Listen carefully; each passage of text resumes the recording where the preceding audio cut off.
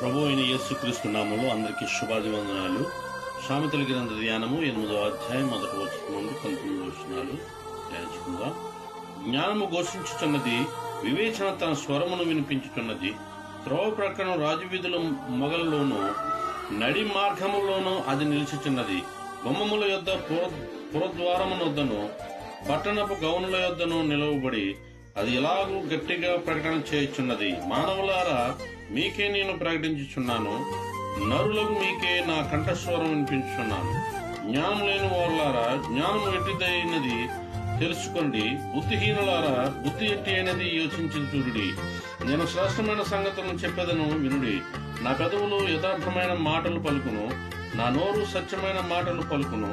దుష్టత్వము నా పెదవులకు అసహ్యము, నా నోటి మాటలన్నీ నీతి గలవి. వాటిలో మూర్ఖత అయినను కుటిలత అయినను లేదు.